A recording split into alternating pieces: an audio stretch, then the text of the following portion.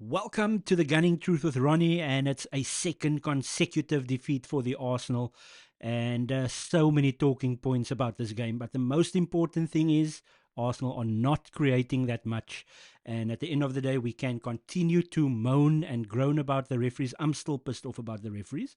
But PGMOL and all these people with the excuses and the apologies afterwards, I don't think they're going to get an apology because Arsenal made a statement, and that's obviously going to rub them the wrong way.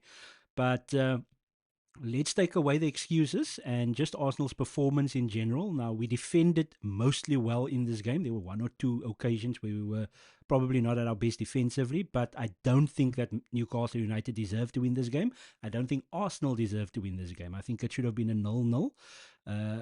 It wasn't dull. There was a bit of passion. There was quite a bit of fightings between the players. You had Kai Havertz that could have been sent off quite easily. He had a very good game, I thought. Well, when I say very good, I would just say decent. It was nothing spectacular, and that is probably the issue that we've got. Obviously, still people have the swords out for him, and then also other players that didn't have a great game. Our front three was atrocious. Eddie Nketiah, a week ago on my Monday reaction video over Sheffield United, obviously the caveat was there that it was Sheffield, and they were very poor on the day. I thought Sheffield were much better. I think they beat... can't remember who they beat, but they obviously won now the other day. So they're not the worst of the worst, but they are the worst team in the Premier League. So they weren't good on the day against Arsenal in the way that they played. So you didn't want to get carried away with Nketiah's performance. You still have to score the goals, and based on the space that was given, it was good goals. A hat-trick, and then he didn't look good at all against West Ham, didn't look good at all against Newcastle United. Obviously, slightly higher intensity in those games, and obviously the teams in the way that they defend were much better than Sheffield United. So you don't want to scapegoat. Obviously, the scapegoat in Arsenal's team, it's starting to become Zinchenko, and then obviously Nketiah and Havertz. So there's always somebody to look out for, and then you also have the players that's now constantly injured. So Smith Rowe and Odegaard are now added to that injury list, a growing injury list. So you haven't got the likes of Thomas Partey that progresses the ball in midfield way better than Jorginho does. Jorginho has done nothing wrong other than the mistake against Tottenham. He's done nothing wrong in the games that he's played. He's been decent. He passes the ball relatively well. But similar to El Neni, it's more safe than expansive. Whereas Thomas Partey, he would get the ball, he would have maybe one or two players on him, and then that forward-thinking ball. So, yeah, very, very concerning is the fact that from we are okay defensively, however, the front part. So obviously Havertz played more a right 8/10 role, and then you had Rice and Jorginho interplaying from that left and the central midfield position. So and then obviously Saka, Martinelli, really one thing that's coming up is compared to last season, they don't take their man on. So there's a change in the way that we are attacking, and it's not working out. They're not taking their man on like last season consistently and causing the fullbacks problems, as well as not really creating much. Obviously, it's a system thing because individually the players are very good, and I was hoping that they would obviously take that next step up.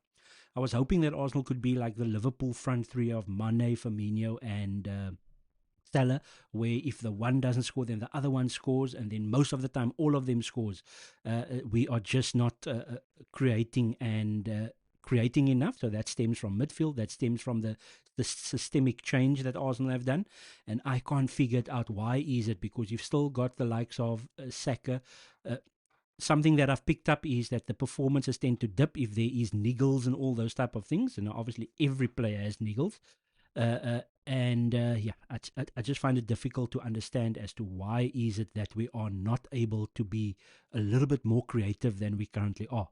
And then obviously players that comes on, the 1 week they are good, so I tend to have this argument that Arsenal's squad is much better. On paper it looks good, not now, because obviously all the 5 injuries.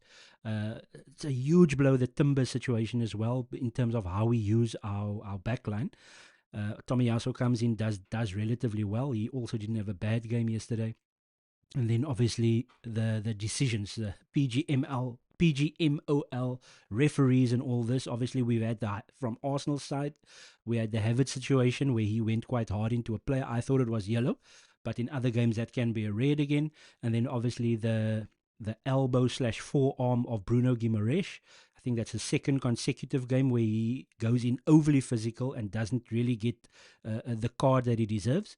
And then obviously other incidents as well where Newcastle are overly robust. Obviously, both teams wanted to be robust in this game because it was a physical game.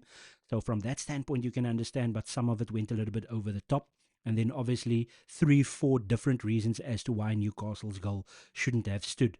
A couple of journalists coming out that said Newcastle United wanted it more, deserved to win the game. I personally don't think so. I don't think anyone deserved to win this game. I think it should have been a draw. And that's obviously 1 point that Arsenal then lose from 1 point to 0 points that we get out of the game, our first defeat of the season. And if you analyze the closer games, it's also stems from the are we creating enough? Quite a few games that ended up 1-0 or close wins for Arsenal, where other teams maybe had 1 or 2 good chances in that game and it could have been drop points. More draws for Arsenal or maybe a loss. So it's not quite working for Arsenal. I don't want to go too much into the West Ham game because I personally, and you should have that winning mentality like Man City does, win all games at all costs, win trophies and those type of things. But I really don't care about the Carabao Cup. It wasn't a problem for me that the performance obviously on the day, and it was a relatively strong squad that went to the London Stadium and capitulated. We didn't capitulate yesterday. It was very bad decisions against us. However, we didn't deserve to win the game, if you now think about it as well like that. So it's one of those games where you maybe wanted to create a little bit more clear-cut opportunities. And it was also disappointing to see after going 1-0 down, where we had up to 90% ball possession and we just couldn't get anything done. Corners was poor once again, and it just doesn't look like we were going to score. So once again, systemic from that point of view. So very disappointing defeat for Arsenal.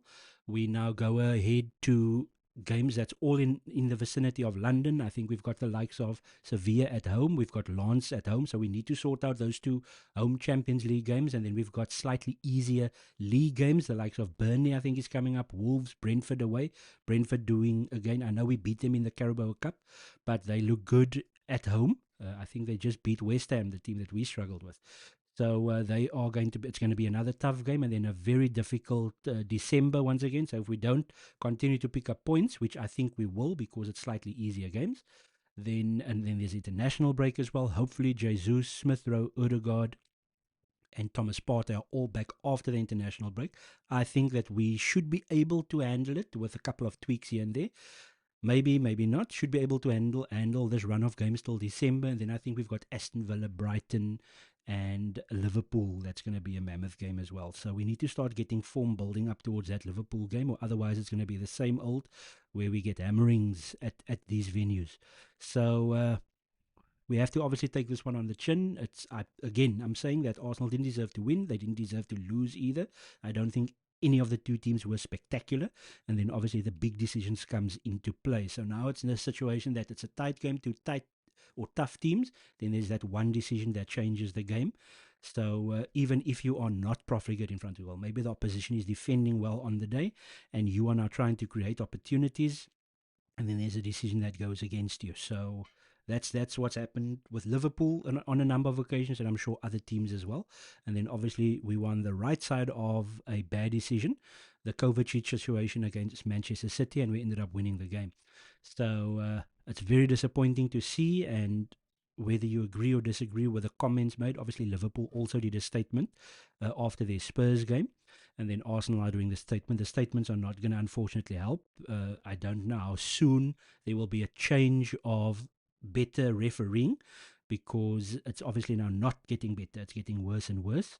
So yeah, maybe Arsenal need to be a bit better from an attacking standpoint, and hopefully we are able to keep players fit, which doesn't seem like it's going to be the case. And that's why I unfortunately don't think we're going to have a great season.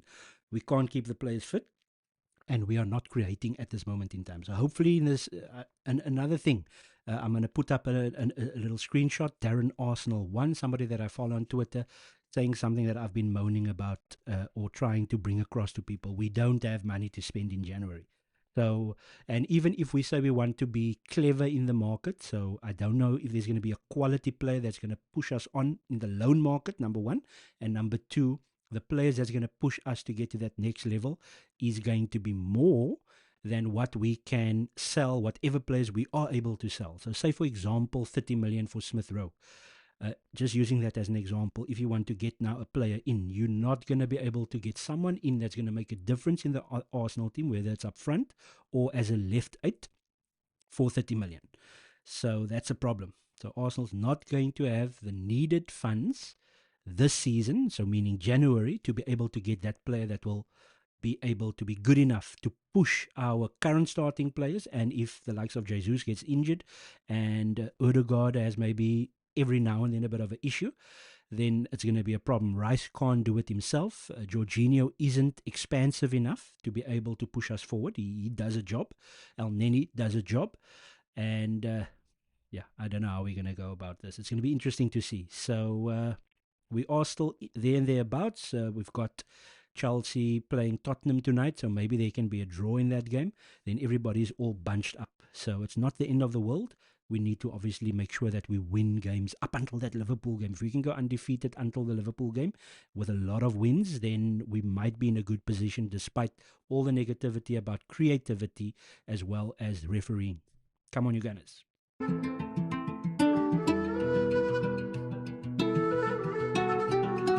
Cadence.